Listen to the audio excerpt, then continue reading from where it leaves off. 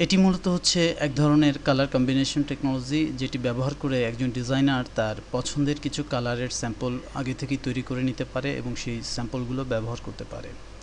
ধরুন আমি একটি ছবি তৈরি করছি যেখানে ব্লু কালার, বেগুনি কালার, ব্ল্যাক, কিছু রেড ইত্যাদি কিছু কালারের প্রয়োজন। তো আমি আমার সচে এই কালারগুলোকে আগে থেকেই তৈরি করে নিতে পারি।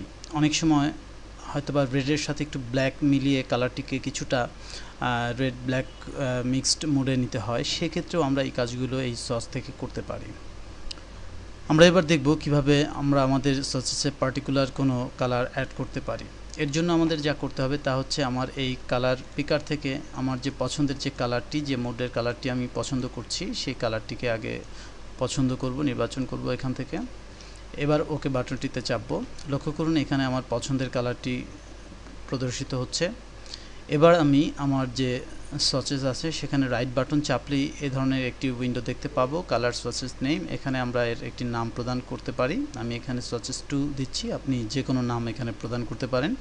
এখানে কিন্তু আপনার যে প্রত্যাশিত কালার তার স্যাম্পলটিও প্রদর্শিত হচ্ছে এবং এখানে লক্ষ্য করবেন যখন আমি এখানে ওকে বাটনটি চাপবো এই কালারটি এখানে রিপ্লেস হবে, অর্থাৎ আমার যে সসেসের সাথে এই কালারটি অ্যাড হয়ে যাবে।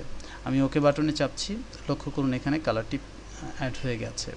এবার আমি আমার প্রয়োজন অনুযায়ী যখন এই কালারটি প্রয়োজন হবে তখন এই কালারটি ব্যবহার করতে পারবো। আমি এখন ডিফারেন্ট একটি কালার দিয়ে কিছু আঁকছি। এবার আমি এই কালারটি এখান থেকে নির্বাচন করে নিব। এবার আমি সেই কালারটি দিয়ে কিছু আঁকবো। এভাবে করে আমরা আমাদের সসেসে আমাদের প্রয়োজনীয় কালারগুলোর কম্বাইন করে এগুলোকে সংরক্ষণ করেও রাখতে পারি এবং পরবর্তীতে খুব সহজেই এই কালারগুলো আমরা ব্যবহার করতে পারি। ফলে একজন ডিজাইনারকে যে কালার স্কিম নিয়ে কাজ করতে হয়, তার যে পছন্দের কিছু কালার স্কিম সেগুলো আগে থেকেই সে সাজিয়ে নিতে পারে এবং সেই কালারগুলোকে খুব সহজেই এখান থেকে সিলেক্ট করে কাজ করতে পারে। ফলে তাকে বারবার এই কালার কম্বাইন করা বা তৈরি করার প্রয়োজন হয় না।